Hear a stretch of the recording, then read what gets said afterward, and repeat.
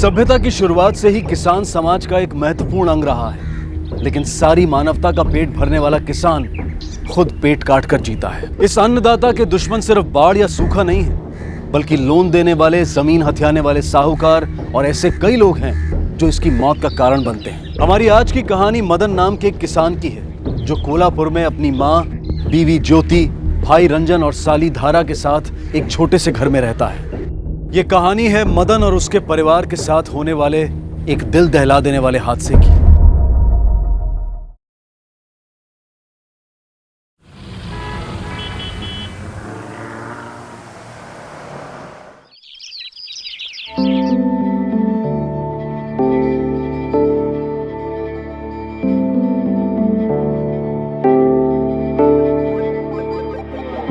आई आई, खाना।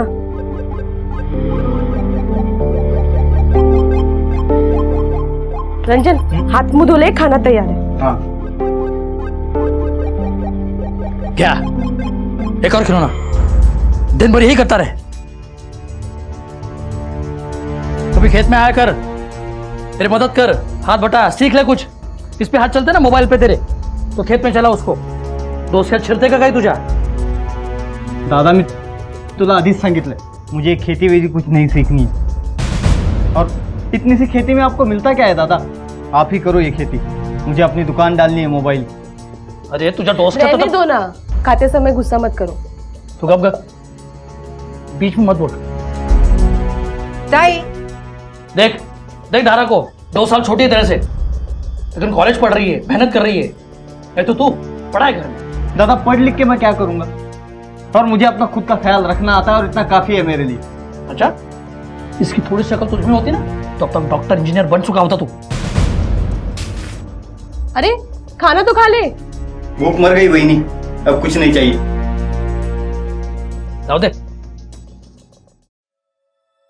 खेती का काम कैसे चल रहा है? अकेला आदमी जितना कर सकता है उतना कर रहा हूं मैं। अगले हफ्ते अगर बीज नहीं बोए ना, तो इस साल फसल इतनी अच्छी नहीं होगी। इस साल फसल अच्छी उगनी चाहिए। आई का ऑपरेशन कराना है, डॉक्टर ने बोला है जल्द से जल्द ऑपरेशन करा लो। आप ऐसा क्यों नहीं करते?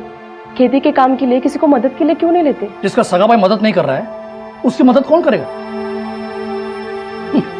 जब तक मेरे हाथ पैर सही सलामत है ना, तब तक खेत मैं ही संभालूंगा। और फिर मेरे बाद खेत संभालने को कोई औलाद भी तो नहीं है।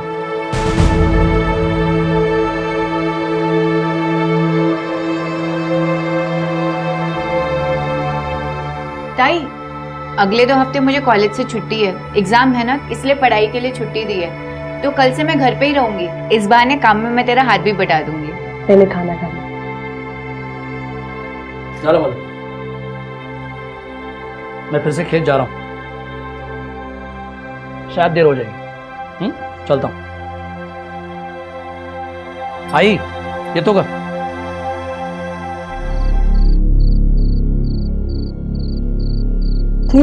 गर्मी में भी लोड शेडिंग, आदमी सोए तो कैसे?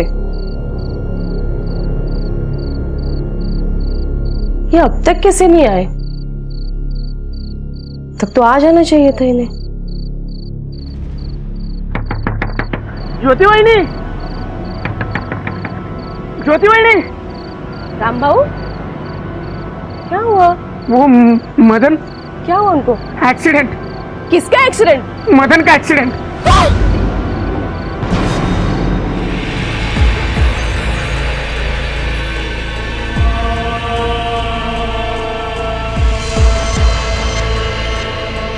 शाम को मैं अपने काम से वापस आ रहा था साहब, तभी मेरे आंखों के सामने ये एक्सीडेंट हुआ साहब। एक बड़ी गाड़ी मेरे आंखों के सामने से चली गई। किसी की चिल्लाने की आवाज आई। मैं भागते हुए वहां गया तो मदन वहां पे पड़ा हुआ था। आपने गाड़ी का नंबर देखा? नहीं साहब, तब तक गाड़ी चली जा चुकी थी। मलाटे से थाने ले जाओ और गाड़ी का डिस्क्रिप्शन ले लो। ठीक है सर, चलो। आप लोग घबराइए मत, हम उस गाड़ी को जल्दी ही ढूंढ लेंगे।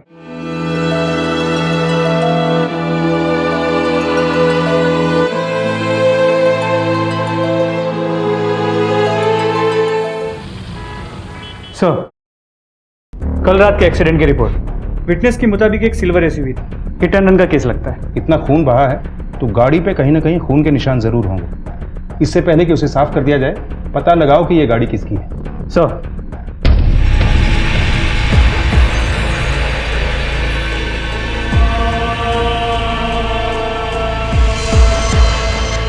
हमने बहुत कोशिश की, लेकिन इनका पैर बहुत बुरी तरह से कुचल चुका था। इनकी जान बचाने के लिए हमारे पास कोई दूसरा रास्ता नहीं था।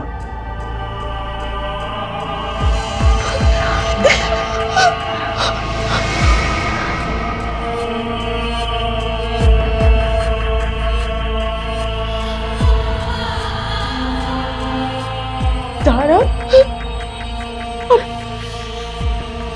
अब क्या होगा? हम क्या करेंगे? पैर खोने की वजह से मदन और उसका परिवार जैसे टूट गया था। चश्मदीद गवाह की मदद से पुलिस ठोकर मारने वाली गाड़ी की तलाश में जुट गई। आखिर कौन था ये जिसने मदन को अपनी गाड़ी से कुचलने की कोशिश की थी? एक गरीब किसान की किसी धनी इंसान के साथ आखिर क्या दुश्मनी हो सकती है?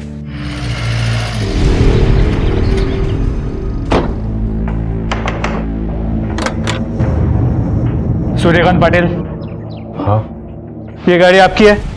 जी, क्यों? सर्च वारंट है, हमें आपकी गाड़ी की तलाशी लेनी है। गाड़ी की चाबी।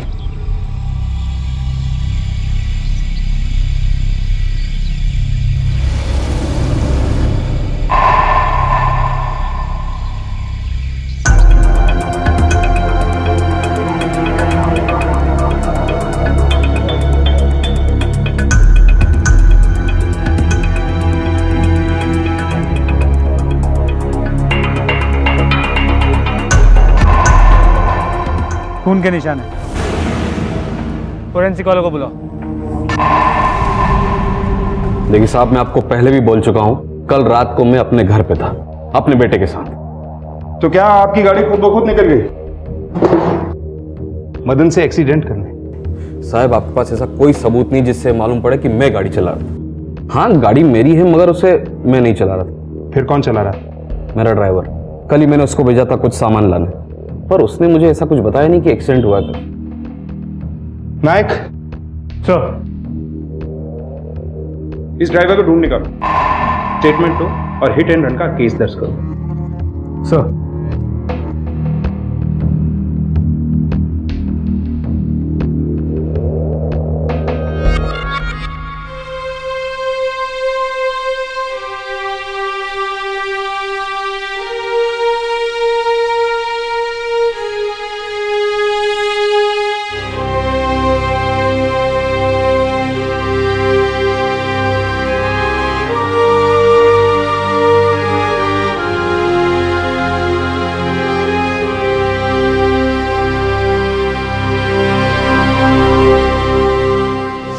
आई ग, क्या हो गया? क्या हुआ पैर को?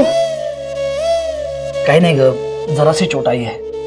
कमाल करते हो, कितनी गहरी चोट है? किसान हो, हाथ पे सही सलामत होगे ना तभी काम कर पाओगे। आगे जाके चोट बड़ी हो गई तो बिना पैर के काम कैसे करोगे? अरे कुछ नहीं होगा। रुको, मैं हल्दी का लेप लेके आती हूँ। अरे रुको। जब तक मेरे हाथ पैर सही सलामत है ना, तब तक खेत मैं ही संभालूंगा।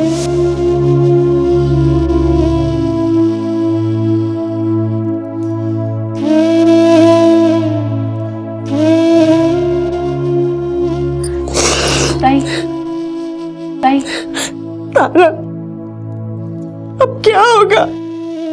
बिना पैर के एक किसान खेती कैसे करेगा? आधा खेत जोतना बाकी है। ये महीना खत्म होने से पहले बीज बोना पड़ेगा। तो 20 साल फसल नहीं पकेगी तारा। ताई, लेकिन बीज बोएगा कौन?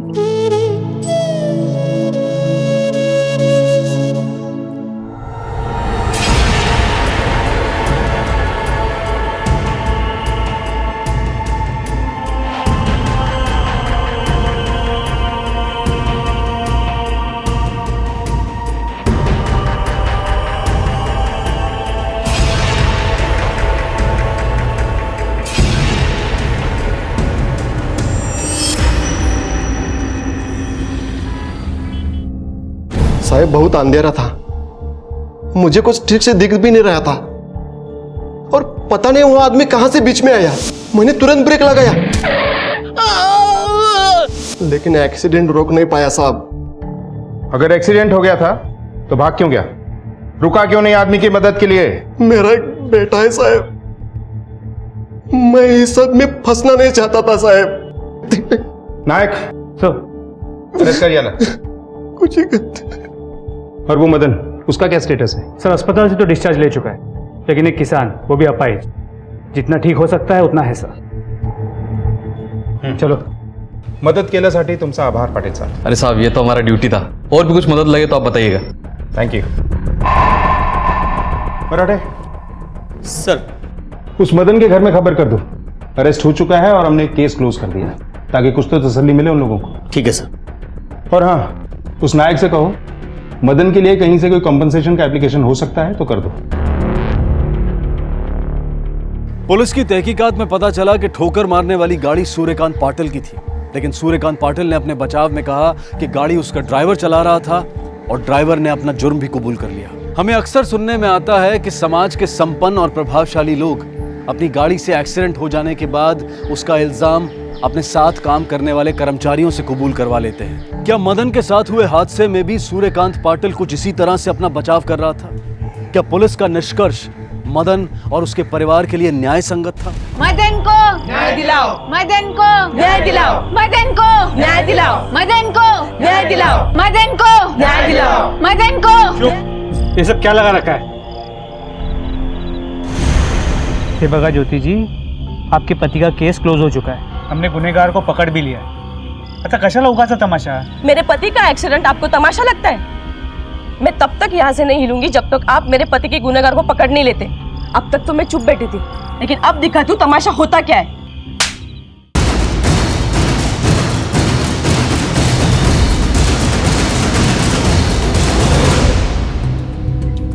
आप एक पुलिस ऑफिसर पर हाथ नहीं उठा सकती ज्योति जी, ये कानूनन जुर्म है। तो फिर आप ही बताइए साहब, मैं और क्या कर सकती हूँ? अरे, आपके पति के गुनाहगार को हमने पकड़ लिया है, फिर आप ये सब क्यों कर रहे हैं? क्योंकि आपको अब तक ये नहीं पता कि असली गुनहगार कौन है। पाटिल ने जानबूझकर मेरे मदन का एक्सीडेंट करवाया है। मतलब?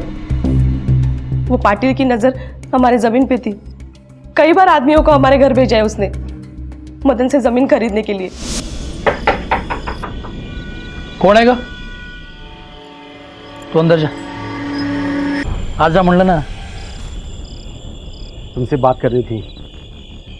किस बारे में? पाटिल साहब, तुझे जितना दे रहे उतना कोई नहीं दे सकता तेरे को इतनी सी छोटी सी जमीन के टुकड़े के लिए। बोल दिया ना, जब तक जिंदा हूं जमीन नहीं बेचूंगा।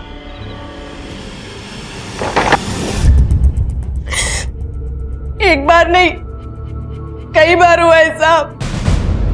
परेशान कर दिया था उन लोगों ने हमें। हर हफ्ते किसी न किसी को भेज देते थे हमसे हमारी जमीन मांगने। और जब मदन ने जमीन देने से ना किया तो उसका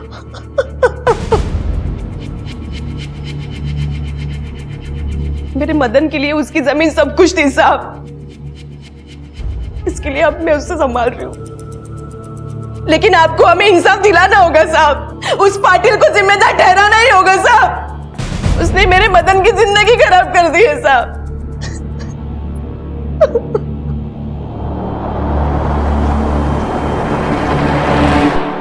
अरे साहब, माना मुझे मदन की जमीन चाहिए थी और मैंने अपने आदमी भी उसके घर भेजे थे, पर नहीं, वो माना नहीं। इसलिए साहब मैंने भी कोई जोर जबरदस्ती नहीं की। लेकिन उसकी पत्नी तो कुछ और ही बता के गई। अगर उसकी जमीन आपको ना मिलती तो आपका नुकसान होता, नहीं? उसकी वजह से उसकी आजू बाजू जमीन मिलने का आपको फायदा नहीं होता। साहब ये खेती है, कोई बिल्डिंग नहीं। अगर मदन अपनी जमीन मुझे नहीं देना चाहता था तो मैं उसके आजू बाजू अपनी खेती चलाता था, और इसके लिए मुझे उसका एक्सीडेंट करवाने की जरूरत क्या थी? मुझे क्या फायदा होता साहब?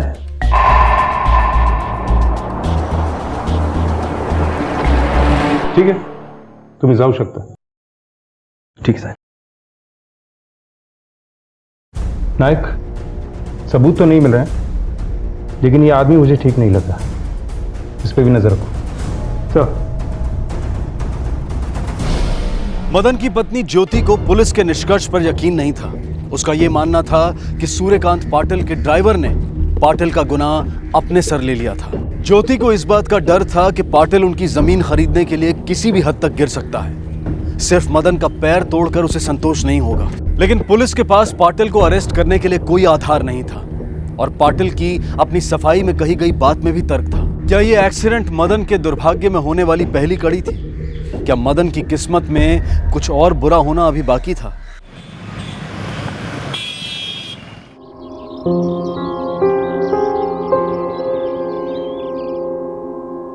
मदन,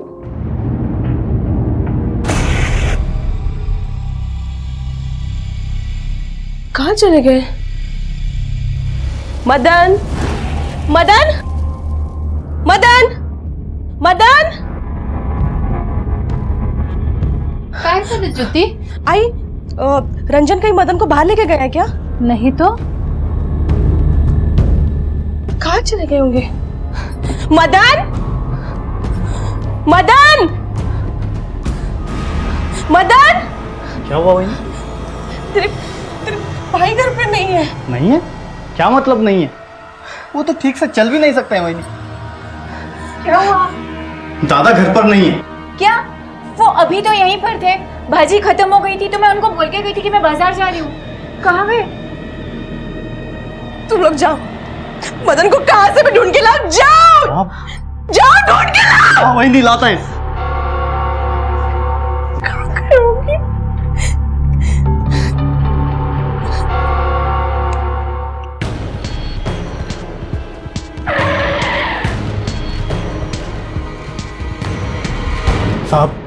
साहब एक्सीडेंट तक तो सब ठीक था साहब। अब ये एक तो उस पाटिल के मेहरबानी से मेरे दादा ठीक से चल भी नहीं सकते हैं और अब वही नहीं चुप बैठने के लिए तैयार नहीं, इसलिए उसको उठवा लिया गया। साहब ये जब हुआ तब इस घर में दादा और आई के सिवाय कोई नहीं था। और साहब मेरी आई ठीक से सुना ही नहीं देता, ऊंचा सुनती है, इसलिए उसे भी कुछ नहीं पता है। देखिए हम अपनी तरफ से पूरी कोशिश कर रहे हैं, लेकिन आप में से किसी ने किसी को इस घर के आसपास भटकते देखा क्या? नहीं साहब। ठीक है नायक, घर के बाहर देखो, कहीं जूतों के निशान या कुछ और मिलता है। सर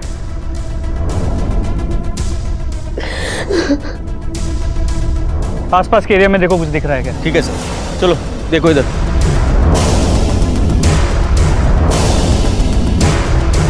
सर गाड़ी के टायर के निशान।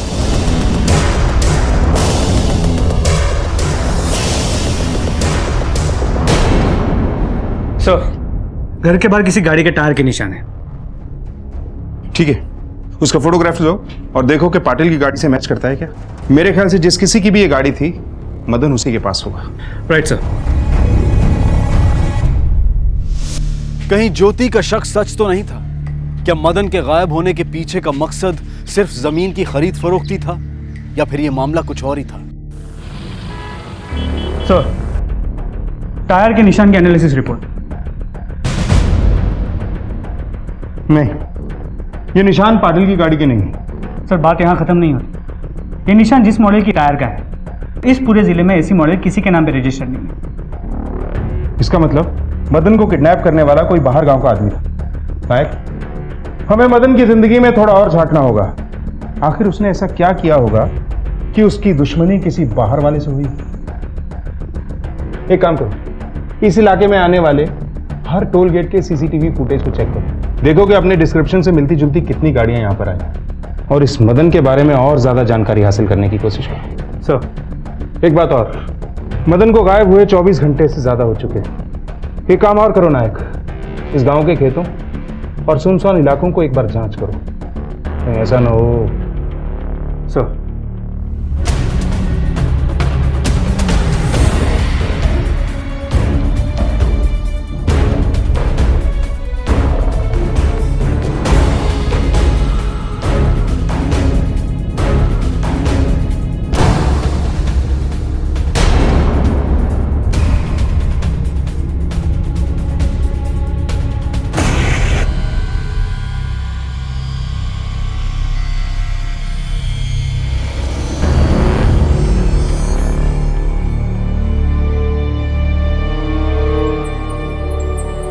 हमें फ़ोन किसने किया था? सर मैंने किया।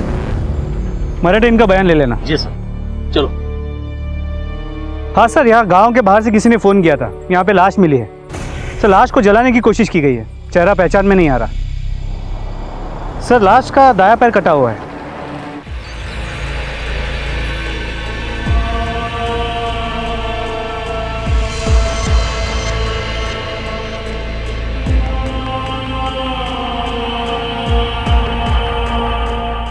सर ये केस बहुत ही कंफ्यूजिंग है। पहले मदन का एक्सीडेंट होता है जिसके लिए लोग पाटिल को जिम्मेदार ठहराते हैं, पर अब ये एक्सीडेंट तक पाटिल को दोषी ठहराना ठीक था, लेकिन ये मर्डर।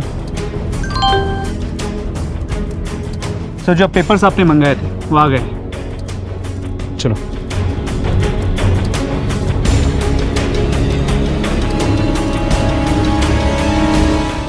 एक गरीब किसान के पास ऐसा क्या हो सकता है जिसकी वजह से उसका खून करवाया जाए, या फिर उसकी जिंदगी में कोई ऐसा राज था जो अब तक पुलिस से छुपा हुआ था। ताई, अच्छा हुआ तू आज घर से बाहर निकली। आखिर तू कब तक घर पे घुट घुट के रहेगी?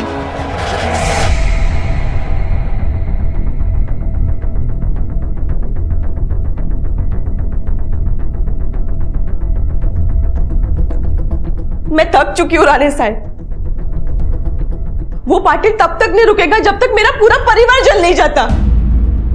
पहले मेरे मदन को मार डाला, तब भी हम चुप नहीं बैठे तो मुझ पे एसिड अटैक करवाया। नायक, गांव में सब लोगों से पूछताछ करो, शायद किसी ने उस एसिड फेंकने वाले का चेहरा देखा। सर।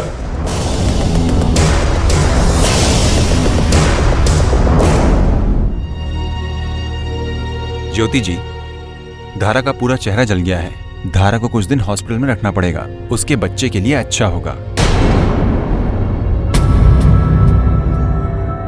बच्चा? हाँ, वो 2-3 महीने पेट से है।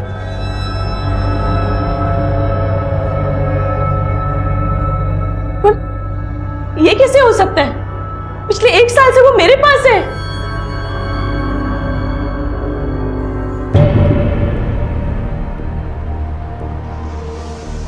रंजन? वहीनी, अरे वो तेरे बहन जैसी है। वहीनी मेरी बात तो सुनो, मेरा यकीन करो वहीनी, इस बात से मेरा कोई लेना देना नहीं। वहीनी ये बच्चा मेरा नहीं है, ये दादा का है। क्या? हाँ वहीनी, धरा का और दादा का रिश्ता था और ये बात मैंने आपसे छुपाई रखी क्योंकि मैं आपको दुख नहीं देना चाहता था वहीनी।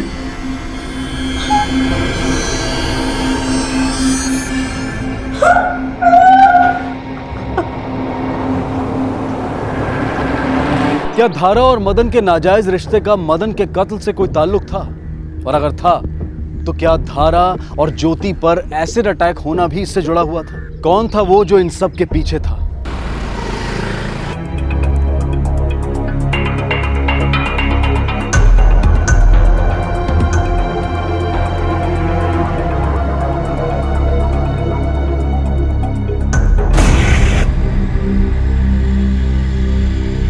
नायक, गाड़ी काढ़ा।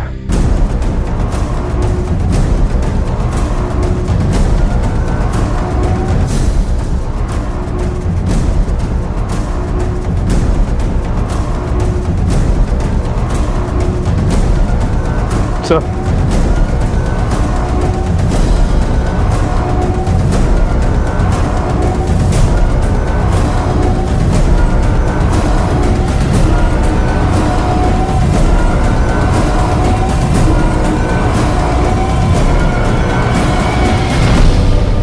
सर हम इस टायर के निशान की फोटो तो ले चुके हैं, इसकी एनालिसिस भी हो चुकी है। ये उस निशान से मैच होता है जो हमें मदन के घर के बाहर मिला। मैं यहाँ टायर के निशान देखने नहीं आया हूं नायक।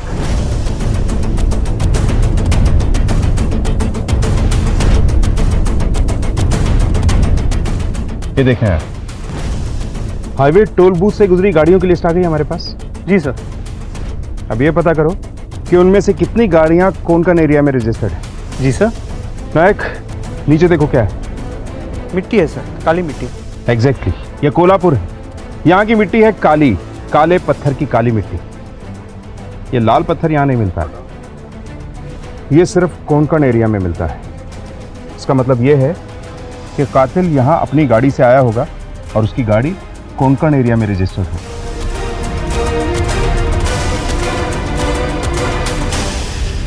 सर, टोल बूथ से हमारे डिस्क्रिप्शन को मैच करने वाली बहुत गाड़ियाँ आई हैं, लेकिन सर ये देखिए, मदन के गायब होने के ठीक 3 दिन पहले ये गाड़ी, पर सर ये गाड़ी कोंकण की है।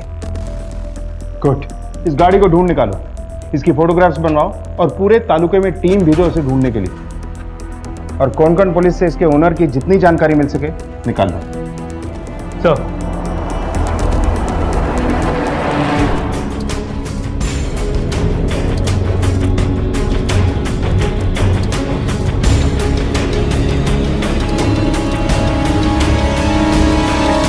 तावड़े को सीसीटीवी फुटेज के लिए भेजा था, पता करो उसका क्या हुआ। सर, तो गाड़ी किसी मंगेश देसाई के नाम पे रजिस्टर्ड है, इंडिपेंडेंट कॉन्ट्रैक्टर है, घर वर बनाता है, और ये उसके कॉल रिकॉर्ड है। और सर ये कुछ फोटोज है जो उसे यहाँ से भेजे गए थे। तो इसके अलावा और भी इंफॉर्मेशन मिली है। इस मंगेश देसाई की शादी फिक्स हुई थी, लेकिन वो टूट गई क्योंकि लड़की गांव छोड़ के चली गई। लड़की कौन थी लड़की?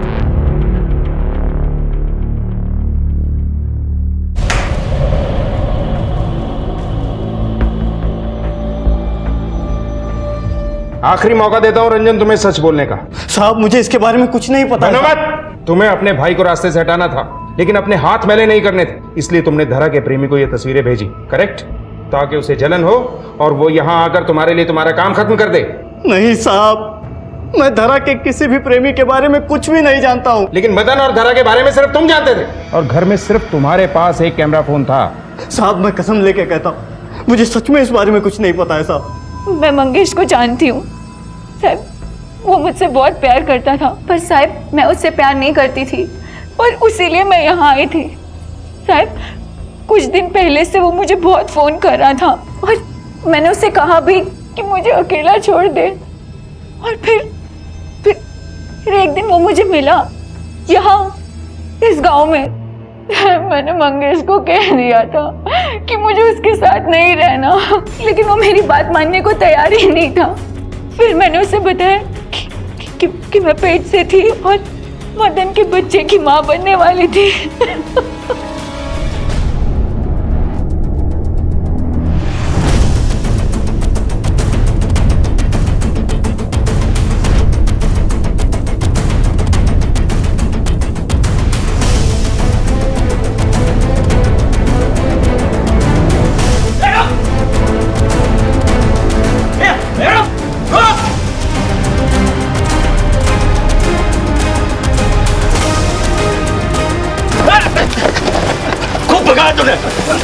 कहाँ जाएगा?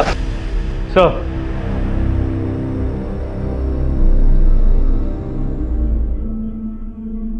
आपके आदमी ने कहा कि मेरे मदन के बारे में आपके पास कोई जानकारी है? जी हाँ ज्योति जी, आपको याद होगा कि आपके घर के बाहर और मदन की बॉडी के पास हमें एक गाड़ी के टायर के निशान मिले थे। शायद वो आदमी हमारे कब्जे में है और उससे बहुत महत्वपूर्ण जानकारियां भी मिली हैं। सर, यह है वो आदमी।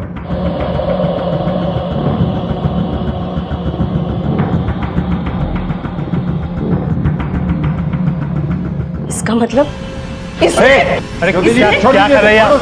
छोड़िए। छोड़ दीजिए इसे। आप जानती हैं इस आदमी को? ये कैसा सवाल है भला? मैं इसको कैसे जानूंगी? अच्छा, जरा मैडम को याद तो दिलाओ।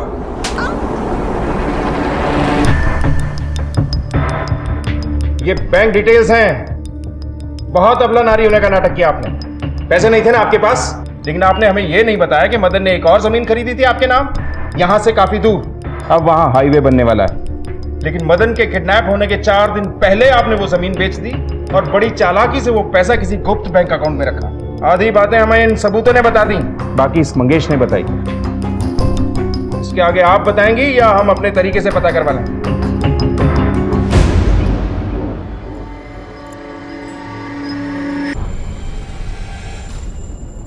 और करती भी क्या मैं?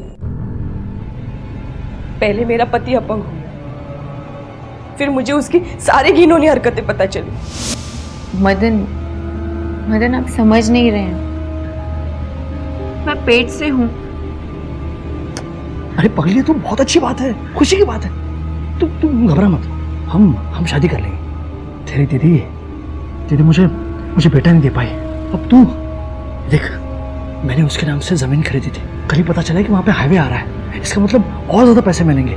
हाँ, और फिर मैं और तो दोनों आराम से रहेंगे। अरे बस हंस ना बाबा, हंस। हाँ, हंस।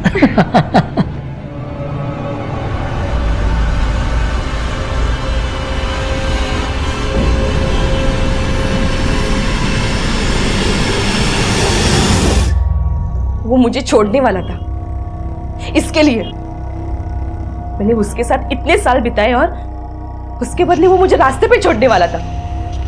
मैंने वो ही किया जो मुझे ठीक लगा। मंगेश को मैंने वो तस्वीरें भेजी और उसको यहाँ बुला लिया ताकि वो धारा को यहाँ से लेके चला जाए, लेकिन धारा ने जाने के लिए इनकार कर दिया तो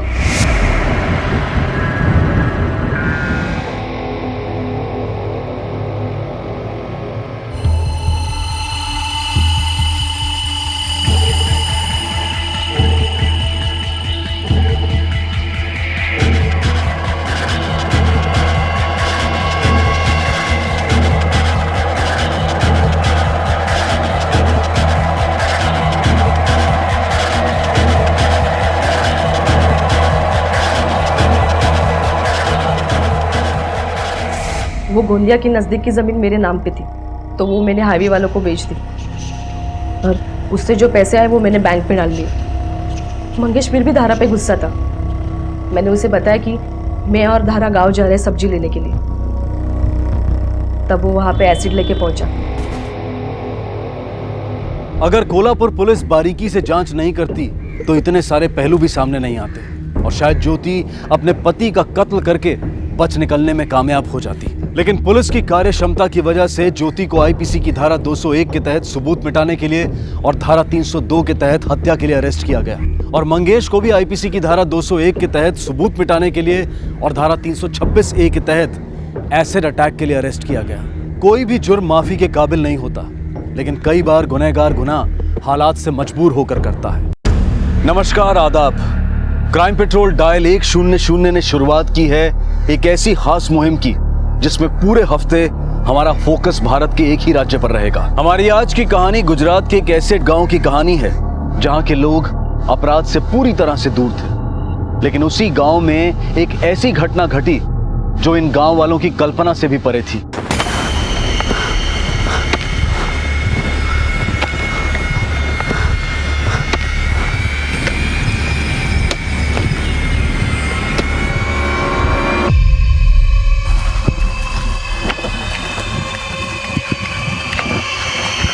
माँ, हाँ क्या कर रहे हो? कुछ नहीं बेटा, वो खेत में जुताई कर रही थी ना, तो वहाँ सोना मिला है। सोना? हाँ सोना मिला है, तो सोचा यहाँ पर ना गाड़ दूँ, ध्वनि बड़ी होगी ना तो उसकी शादी के लिए काम आएगा। लेकिन सुन, तू भी इस बात का ध्यान रखना कि ये बात किसी को पता ना चले, ठीक है? R for Rose, S for हाँ बोल कोकिला। सर, S फॉर सन, सन माने सूरज। वेरी गुड, सरस, बेस बेस। SUN, सन माने सूरज। अभी कल A to Z पूरा याद करके आना। हाँ चलो, समय થઈ ગયો છે। ગુડ નાઇટ, જય શ્રી કૃષ્ણ। जय श्री कृष्ण।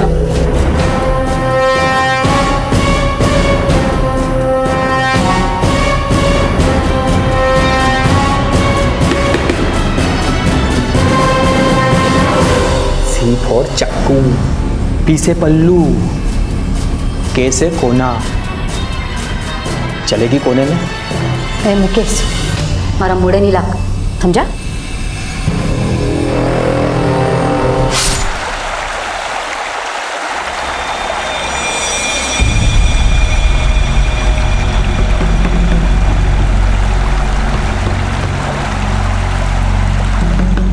कहते हैं कि गुजरा हुआ कल कभी लौट कर नहीं आता और आने वाला कल इंसान के हाथ में नहीं होता, जिंदगी का ये नियम इंसान को तब और विवश बना देता है जब उसकी उम्मीदों का ना तो कोई छोर हो और ना ही इंतजार का कोई आधार।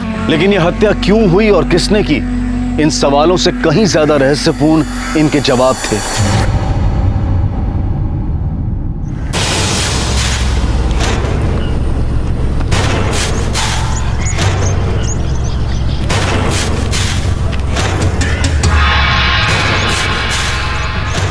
खेत में जुताई कर रही थी ना, तो वहाँ सोना मिला है, तो सोचा यहाँ पर ना गाड़ दूँ, ये बात किसी को पता ना चले।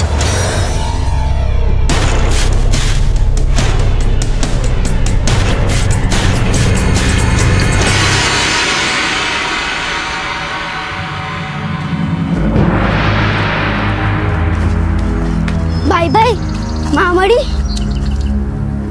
नहीं, पर माँ भी जैसे चल। अरे नहीं आवे तारी माँ, भाग गई अपने आशिक के साथ। मेरी माँ के बारे में कुछ बोला ना तो दांत तोड़ दूंगा। अच्छा, तू मेरे दांत तोड़ेगा? हाँ, अभी बताता हूँ। तो नहीं, छोड़ भाई छोड़। चलो, ये गंदा है।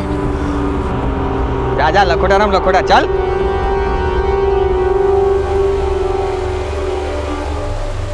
धैर्य बेटा। ध्वनि सुनो, तुम्हारी माँ आई कि नहीं? ना काकी। देखो डिकरा, तुम्हारी माँ नहीं आई ना तो घबराओ मत, मैं हूं ना तुम्हारी काकी। हाँ, तुम्हारे माँ जैसी। अच्छा देखो, कोई भी जरूरत पड़ से ना तो मुझे बुला लेना, मैं आ जाऊंगी। हाँ ठीक है, चलो जी। भाई ये ऐसा क्यों बोली कि माँ नहीं आएगी? अरे ध्वनि, ये सब झूठ बोल रहे हैं। माँ भी जैसे चल, तेरे को खाने के लिए देता हूँ, चल।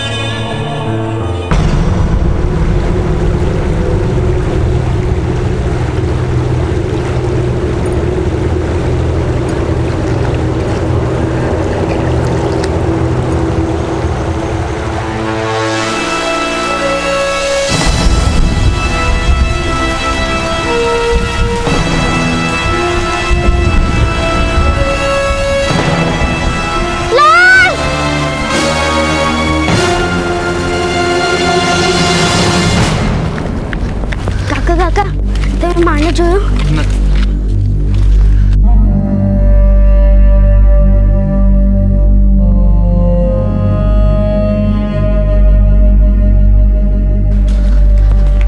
काकी, आपने माँ को देखा? अभी क्या करेंगे? मिल जाएंगी, आगे चलते। अच्छा,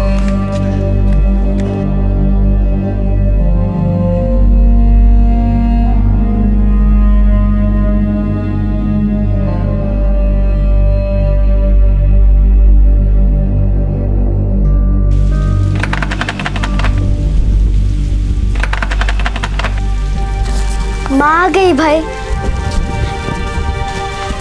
माँ माँ माँ। अरे सूत है वो ध्वनि, दरवाजा खोलने। आवी कोकिला? नहीं थी अभी। मुझे पता था वो नहीं आई हो, इसलिए मैं तुम लोगों के लिए खाना लाई हूँ, लो। अच्छा चलो, हूँ तमरे जमाड़ू छू। चलो चलो चलो चलो बेटा।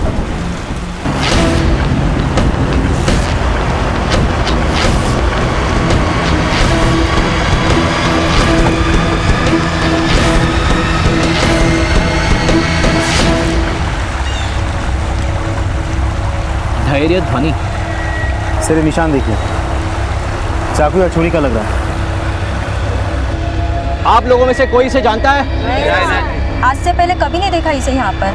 सबसे पहले लाश को किसने देखा? हमने देखा था साहब। क्या कर रही थी तुम यहाँ? कपड़ा धोने आई थी साहब। तुम्हारा माधी कोई ओळखे छे? नाते नाते। ऐसा भी तो हो सकता है कि औरत बाहर से इस गांव में आई थी। पिछले 2-3 दिनों में तो हमें इसे नहीं देखा यहाँ पे। मिहिर सर, या तो इसे यहीं मारा गया है या फिर बॉडी पानी में बहकर आई है।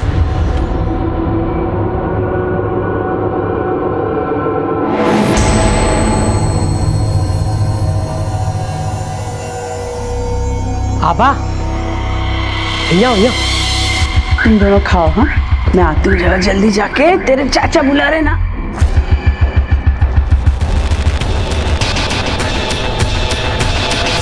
अरे मेरी सरपंच महोदय, ये बच्चों पे मोह माया लुटा के तू करना क्या चाहती है? अरे तुम मर्दों की अकल तो घुटने में होती है, 10 एकड़ जमीन है कोकिला की और सरकार जल्द ही उस पर हाईवे बनाने वाले हैं और उस जमीन के बदले में 3 गुना दाम भी देने वाली है। फायदा ही फायदा है। कोकिला की जमीन सोने की खान है। ये लीजिए आपका खाना। नहीं चाहिए। अरे क्या हुआ बेटा देर? नहीं चाहिए। सर यहीं पास में एक लवारिस ट्रैक्टर मिला है। लावारिस ट्रैक्टर? Yes sir.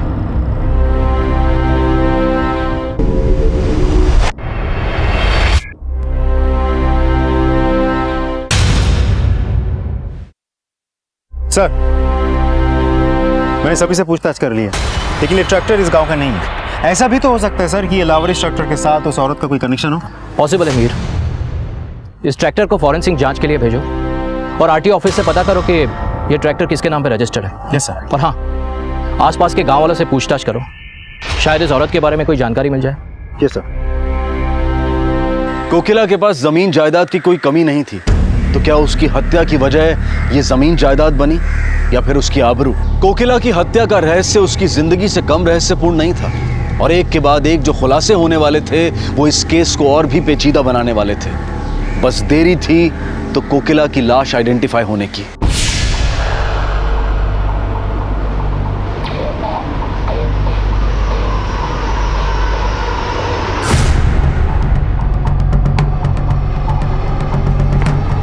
सर। हाँ बोलो। अब उस ट्रैक्टर के मालिक का पता चल गया है। देखो गांव वालों, मैं आज तुम सबसे एक जरूरी बात कहने जा रही हूँ। ध्यान देकर सुनो। बधानो एमा फायदो ज फायदो छे, समझा?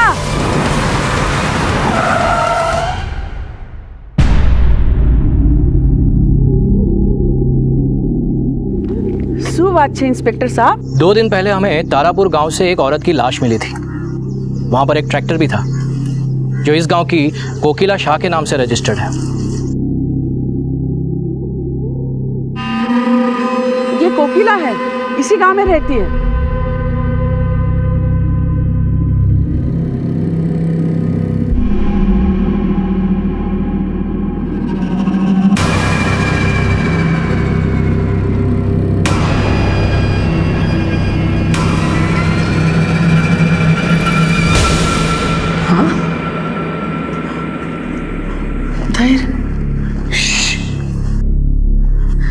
माँ सो रही है। 2 दिन से मंडी में घूम रही है ना, थक गई होंगी। माँ को सुन लो। अब जाओ जाओ। धैर्य बेटा, तू पण हमारी साथे बाहर चल। चल। नहीं नहीं, आप जाओ। माँ उठेगी तो पानी मांगेगी ना। अब जाओ जाओ जाओ। धैर्य बेटा, अब तेरी माँ कभी नहीं उठेगी। क्यों नहीं उठेगी? हाँ क्यों नहीं उठेगी? माँ उठेगी। माँ माँ माँ उठो ना। माँ देखो ये क्या बोल रहे हैं कि आप नहीं उठोगे। माँ उठो ना। माँ माँ अरे बेटा, तेरी माँ तुझे और ध्वनि को छोड़कर तेरे बापू के पास चली गई है।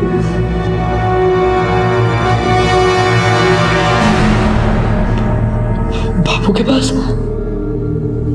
माँ, बापू अब कभी नहीं आएंगे? हाँ बेटा, वो जहाँ गए हैं वहाँ से लौटकर कभी कोई नहीं आता।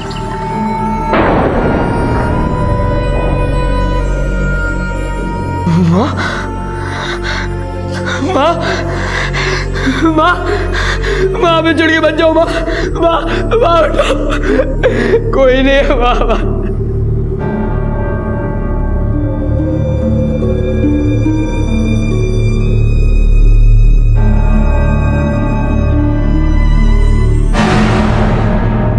कोकिला के पति का देहांत कब हुआ?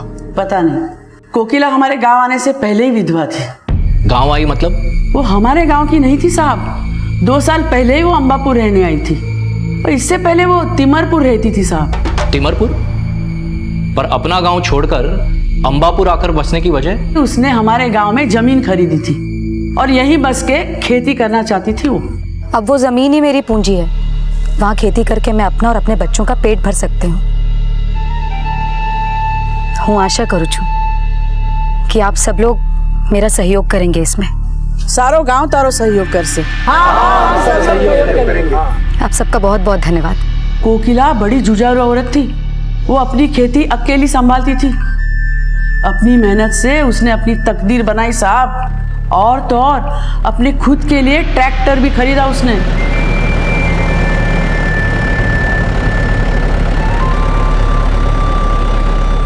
मतलब बहुत पैसा था उसके पास? पैसा क्या साहब, विचार की भी बहुत धनी थी वो।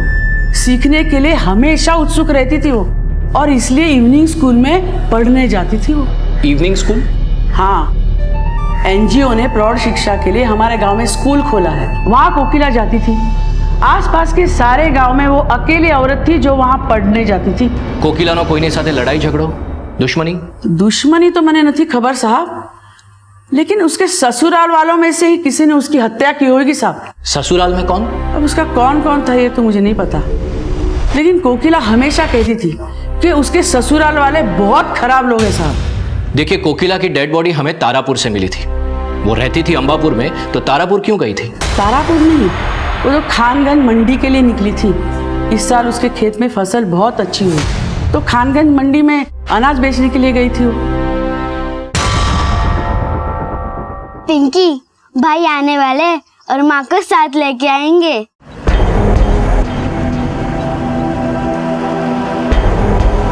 बहुत मजा आएगा। पिंकी, माँ आ गई। माँ, माँ, माँ, माँ, भाई, माँ कहाँ है? बताओ ना भाई। भाई, माँ किधर है भाई? माँ क्यों नहीं आई? बताओ ना भाई। बताओ ना भाई, माँ कहाँ है? बताओ ना, माँ कहाँ रह गई? बताओ ना भाई। भाई, माँ क्यों नहीं आई?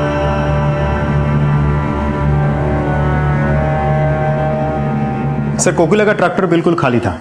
कहीं ऐसा तो नहीं कि अनाज लूटने के इरादे से उसकी हत्या की गई थी? नहीं मीर, ये अगर लूट होती तो कोकिला की लाश नदी किनारे नहीं ट्रैक्टर के आसपास होती। ये हत्या लूट के इरादे से नहीं हुई, इसके और भी कई पहलू हैं। 7 जून को कोकिला सुबह 3:30 बजे अंबापुर से खानगंज मंडी जाने के लिए निकलती है, लेकिन उसका ट्रैक्टर अंबापुर से मंडी पहुंचता नहीं है। उसका ट्रैक्टर मिलता है तारापुर के जंगल के पास। अब अंबापुर से तारापुर का डिस्टेंस करीब करीब 20 किलोमीटर्स होगा, यानी कि उस दिन सुबह के 4 बजे कोकिला तारापुर जंगल के पास पहुंची होगी। सर, पोस्टमार्टम रिपोर्ट के मुताबिक हत्या का समय सुबह 4:30 बजे के आसपास का था, यानी कि वो आधा घंटा ट्रैक्टर से रिवर तक के डिस्टेंस में काउंट हो सकता है, जो कि करीब 500 मीटर्स था। यानी कि कोकिला नदी तक या तो अपनी मर्जी से गई, या तो ट्रैक्टर से निकाल के जबरदस्ती उसे नदी तक ले जाया गया। लेकिन सर, एक अकेली औरत इतने अंधेरे में ट्रैक्टर रोक के नदी के पास क्यों जाएगी? यू राइट सर, उसे जबरदस्ती ही ले जाया गया होगा। हाँ मीर, अब ये तो इन्वेस्टिगेशन ही तय करेगी कि वो खुद वहां पर गई थी या फिर उसे वहां पर ले जाया गया था। लेकिन एक बात तो तय है कि वो इसी रास्ते से वहां पर पहुंची थी। एक काम करो सर, अपनी टीम भेजो और उस एरिया में दोबारा छानबीन करो। शायद हमें कोई मर्डर वेपन या इस केस से जुड़ी कोई लीड मिल जाए। और हाँ, मुझे कोकिला की सारी हिस्ट्री चाहिए। 2 साल पहले वो तिमरपुर में कहाँ रहती थी, उसका पति क्या करता था, उसके रिश्तेदार कौन थे, और हो सकता है अंबापुर गांव में भी कोई ऐसा हो जो उसकी तरक्की से जलता हो। मैं इवनिंग स्कूल जाता हूँ और वहाँ पर जाकर इंक्वायरी करता हूँ, क्योंकि कोकिला अकेली ऐसी औरत थी जो वहाँ पर पढ़ने जाती थी।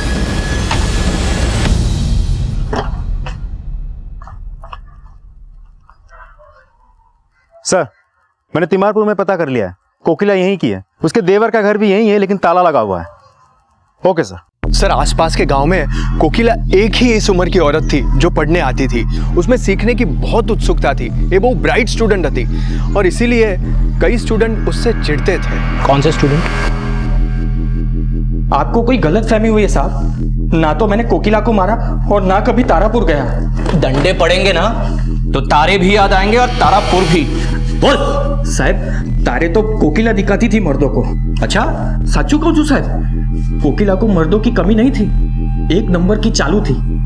मैं तो सिर्फ ट्राई मार रहा था, लेकिन उसने मुझे कभी भाव नहीं दिया। झूठ बोलता है। सच्चू कहूं छू साहब, आप चाहे तो किसी से भी पूछ लो, उसके कई आशिक थे, बहुतों को धोखा दिया उसने, और साहब एक को तो सबने देखा था।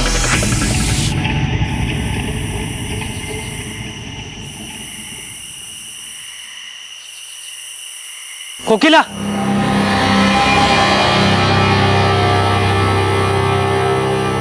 कोकिला, हाथ छोड़ मेरा। हाथ छोड़। धोखेबाज औरत, तेरा तो गला दबाने को जी करता है मेरा। मैंने कहा हाथ छोड़ मेरा। हिम्मत कैसी की तूने मेरा हाथ पकड़ने की? दोबारा ऐसी हरकत की ना तो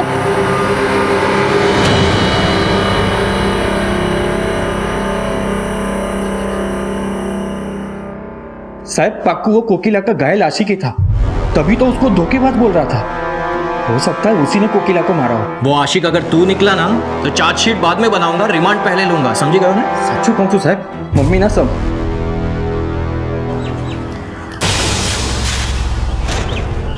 भाई इतने बड़े बड़े पत्थर क्यों जमा रहे हो? यहाँ में माँ ने सोना छिपा के रखा है। सोना? हाँ। सच भाई? इस जमीन के अंदर सोना है? हाँ, लेकिन ये बात किसको बताना मत, ठीक है? माँ ने कहा था कि ये सोना तेरी शादी के लिए इस्तेमाल करेंगे। हाँ भाई, मैं भी आपकी मदद करती हूँ।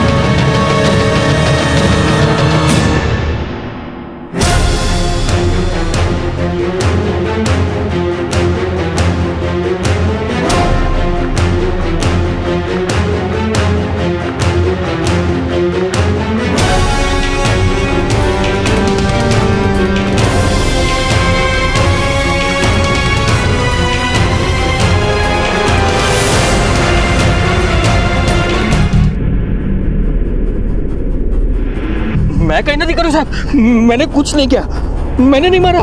मैं तो यहाँ पे सिर्फ सोना लेने आया था। सोना लेने आया था? झूठ बोलता है। नहीं नहीं, सच्चू कहूँ, सच्चू कहूँ। मैंने दहीर और धोनी को बातें करते हुए सुना था, बोल रहे थे कि कोकिला बहन ने यहाँ पे सोना दबाया हुआ है।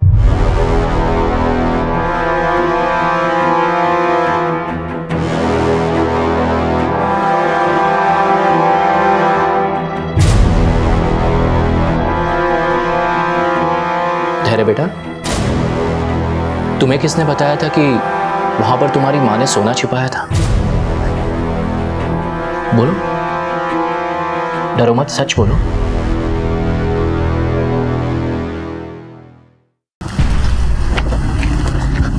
माँ, हाँ क्या कर रहे हो? कुछ नहीं बेटा, वो खेत में जुताई कर रही थी ना तो वहाँ सोना मिला है। सोना? हाँ सोना मिला है, तो सोचा यहाँ पर ना गाड़ दूँ। ध्वनि बड़ी होगी ना तो उसकी शादी के लिए काम आएगा। लेकिन सुन, तू भी इस बात का ध्यान रखना कि ये बात किसी को पता ना चले। तो तुम्हारी माँ ने तुमसे झूठ बोला था? नहीं नहीं, मेरी माँ ने झूठ नहीं बोला, मुकेश अंकल झूठ बोल रहे हैं। मुकेश अंकल ने वहाँ से सोना निकाला है और वो लाश वहाँ रख दी है। सर, बॉडी को देख के तो ऐसा लग रहा था कि कई महीनों पहले उसे दफना गया होगा। लेकिन कोकिला ये बॉडी अपने ही खेत में क्यों दफनाएगी? क्या कनेक्शन हो सकता है कोकिला का इसके साथ? और इस बॉडी को बहुत महीने पहले दफनाया गया है।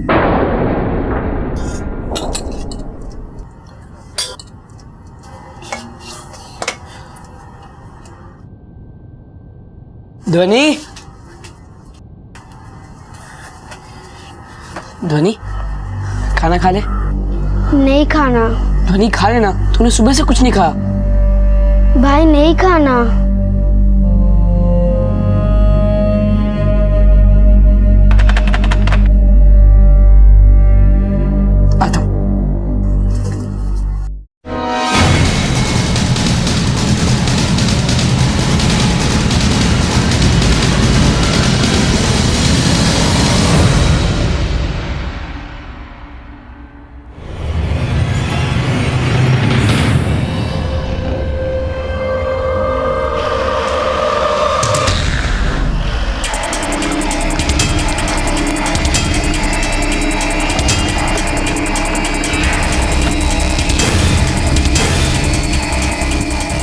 आओ साहब, भैया अच्छा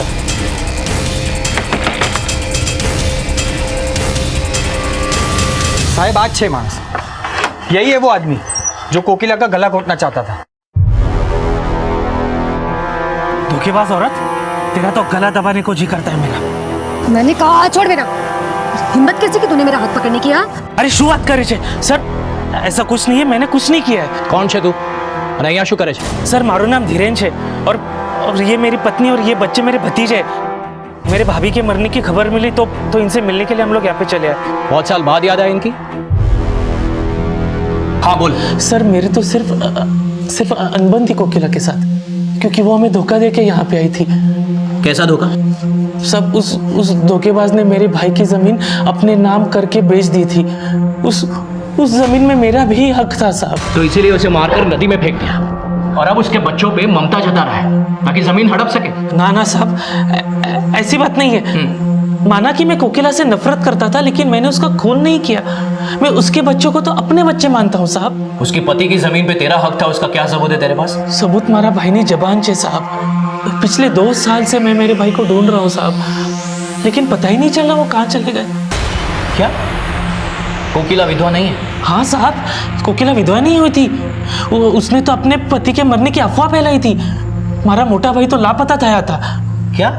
हाँ साहब, उनको चरस की बहुत बुरी लत थी और वो इस लत में इतने अंधे हो गए कि करीब 2 साल पहले मेरी पत्नी और कोकिला के गहने चुरा के भाग गए। हम लोगों ने उन्हें बहुत ढूंढा साहब, लेकिन हमें वो कहीं भी नहीं मिले।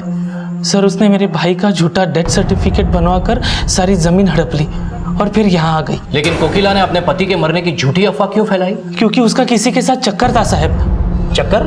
हाँ साहब, वो 1 नंबर की चरित्रहीन औरत थी। किसके साथ चक्कर था उसका?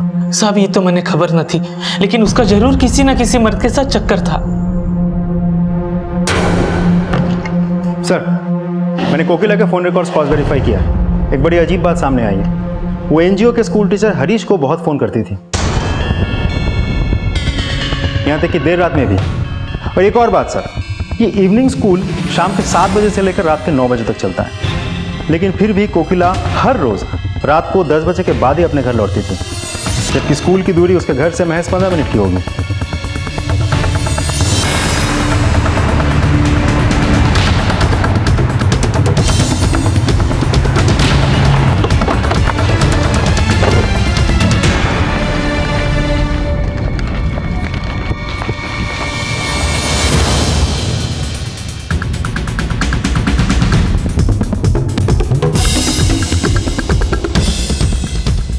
सुनो जरा, इधर आओ।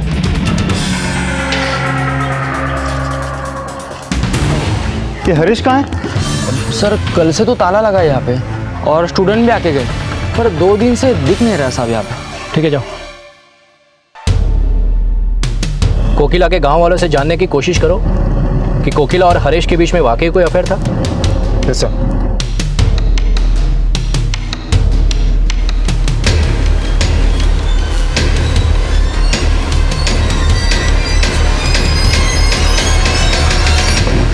सर कोकिला के पति भौतिक की हिस्ट्री पता चल गई है।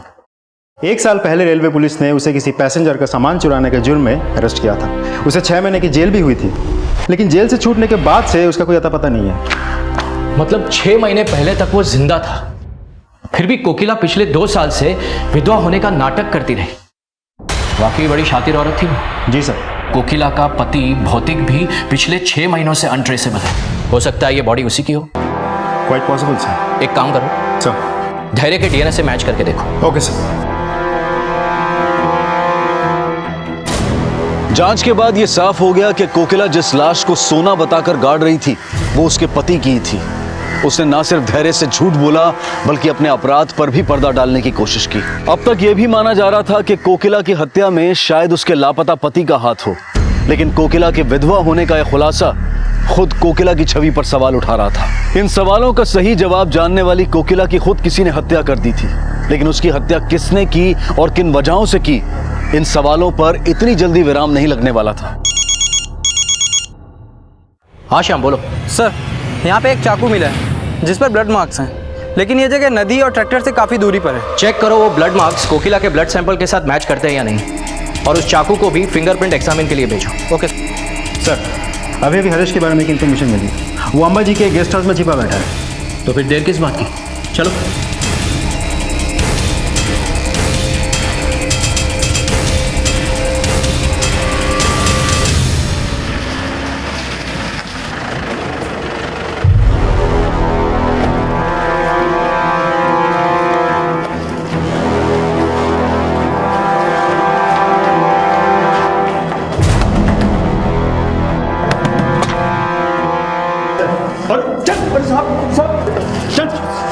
मैं काहे नहीं करूं? सर सर सर मैंने किसी को नहीं मारा। मारा नहीं तो गांव छोड़कर क्यों भागा? सर मैं डर गया था, कहीं आप मेरे और कोकिला की फोन की डिटेल्स निकालकर मुझ पर शक ना करो। सर मैं उससे प्यार नहीं करता था, वो तिमरपुर से ही मेरे पीछे पड़ी थी। वो तेरे पीछे पड़ी थी या तूने उसे फंसा रखा था? तेरे ही कहने पर वो तिमरपुर की जमीन बेचकर अंबापुर आई, क्योंकि तेरे एनजीओ ने तुझे तिमरपुर से अंबापुर भेजा था, है ना? नहीं सर, मैं तो उससे पीछा छुड़ाकर भागा था। इसलिए 7 जून को तूने हमेशा हमेशा के लिए उससे पीछा छुड़ा लिया।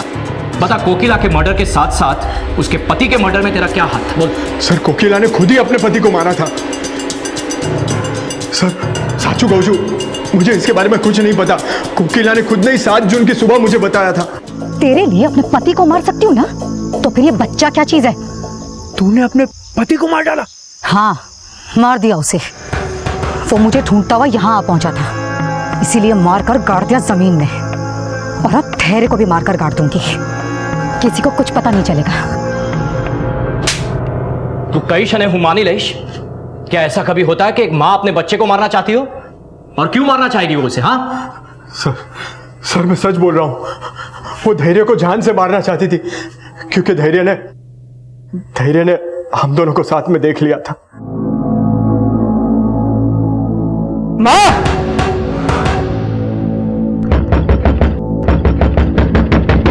माँ दरवाजा खोलो माँ। धैर्य क्या कर रहे हो? सर उसके बाद से धैर्य कोकिला और मुझ पर नजर रखने लगा था, और इसी वजह से कोकिला उसे जान से मारना चाहती थी।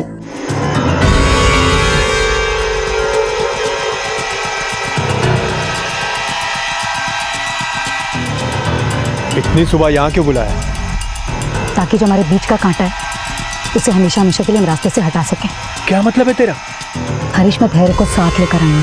तो ट्रैक्टर में है वो, चलो उसे मिलकर हमेशा हमेशा के लिए सुला देते हैं। सर लेकिन जब उसने मुझे धैर्य को मारने के लिए कहा, मैंने उसकी एक नहीं सुनी।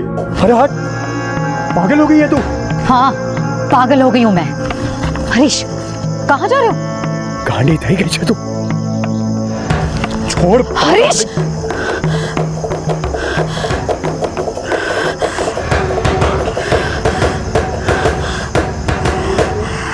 सर उसके बाद कोकिला को किसने मारा, क्यों मारा, मुझे कुछ नहीं पता। आप चाहे जितना मार लो, यही सच है। सर क्या लगता है, आदमी सच बोल रहा है झूठ? बेटा मैं जो भी कुछ पूछूं उसका सच सच जवाब देना। बिल्कुल भी डरना मत। बैठो बैठो शांति से।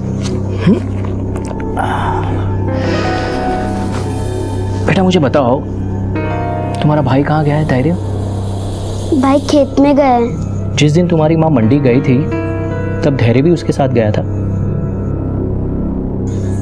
बोलो बेटा, डरो मत, जवाब दो। नहीं अंकल, मैं बोलूंगी तो मेरा भाई गुस्सा होगा, फिर मुझे मारेगा। नहीं, कुछ नहीं करेगा वो, प्रॉमिस। बताओ। हाँ, भाई गए थे। तुम्हारी माँ धैर्य को मारती थी? हाँ, लेकिन भाई भी उन्हें मारता था। अच्छी बात तुझसे कभी नहीं मिलेगी, समझी? अभी मैं उससे मिलते हुए देखा ना मैंने, तो देख। क्या करिए?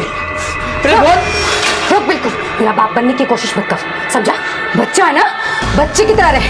आज समझा रही हूँ, दोबारा नहीं समझाऊंगी, समझा? जला दूंगी। मैंने बोला तुझसे नहीं मिलेगी। चुप कर, तमीज से रह बिल्कुल। और मुझे मत समझा कि मुझे क्या करना है और क्या नहीं, समझा?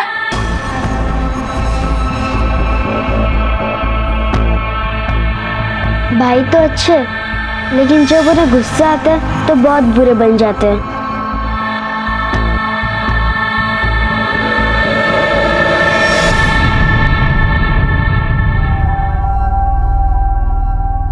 मुझे यहाँ क्यों लाए? डरो मत बेटा, बस तुमसे कुछ सवाल पूछने हैं। सवाल? जब तुम्हारी माँ अनाज बेचने मंडी गई थी तब तुम भी उसके साथ गए थे ना?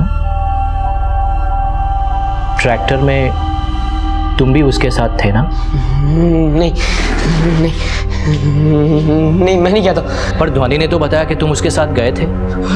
ध्वनि ने भूल से बोला होगा, उसको नहीं पता, मैं नहीं गया था। हो सकता है तुमसे भूल हो रही हो, याद करो। शायद नहीं नहीं नहीं, मैं नहीं गया था, मैं नहीं गया था, मैं माँ के साथ नहीं गया था। कहीं गलती से तुमने तो अपनी माँ को नहीं मारा था? नहीं नहीं, मैंने नहीं मारा। मैं अपनी माँ को क्यों मारूंगा? नहीं मारा, मैं कह रहा हूँ मैंने अपनी माँ को नहीं मारा। मैंने नहीं मारा, नहीं मारा मैंने अपनी माँ को नहीं मारा। शांत हो जाओ, शांत। मैं बोल रहा हूँ मैंने अपनी माँ को नहीं मारा। शांत हो जाओ। Okay okay okay okay. मैंने नहीं मारा, मैं कह रहा हूँ मैंने नहीं मारा। मैंने कुछ नहीं किया। मैं वो सपना था, माँ मरी नहीं है। बेटा, हाँ बेटा, वो एक सपना ही था। माँ वापस आ जाएगी, माँ जरूर आएगी, माँ वापस आएगी। हाँ, रिलैक्स हो जा बेटा। नहीं कुछ नहीं, हाँ, रिलैक्स हो जा। माँ जिंदा है। मंडी से वापस आ जाएगी। हाँ हाँ, माँ मंडी गई है। हाँ, माँ मंडी से आएगी।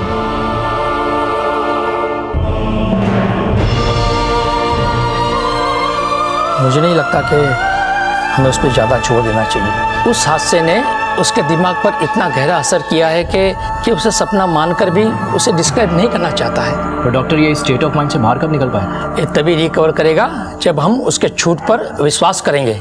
अगर बार बार यही बात उसे याद दिलाएंगे तो हो सकता है उसकी हालत और भी क्रिटिकल हो जाए। सर, मर्डर वेपन पे धैर्य कहीं उंगलियों के निशान थे। ये कंफर्म है कि कोकिला का मर्डर धैर्य नहीं किया है। लेकिन हरेश के बयान से ये भी सामने आया है कि कोकिला धैर्य का मर्डर करना चाहती थी। मुझे ऐसे लगता है कि हरेश के उस रात जाने के बाद कोकिला ने धैर्य को मारने की कोशिश की होगी। माँ, आप कहाँ थे? मैं कब से आपका इंतजार कर रहा हूँ। भाग भाग, नहीं छोड़ो। उसकी माँ का वो खूंखार रूप भी उसे तब सपना ही लगा होगा। वो अपनी माँ से बचने की कोशिश में वहाँ से भागा। कोकिला ने उसका पीछा किया और दोनों भागते हुए नदी के पास पहुँच गए। माँ, नहीं छोड़ो मुझे। और इसी छीना झपटी में चाकू कोकिला को लग गया। धैर्य डरकर वहां से भागा और भागते भागते इतना थक गया कि हाँफ के बैठ गया। शायद वहीं उसकी आंख लग गई होगी।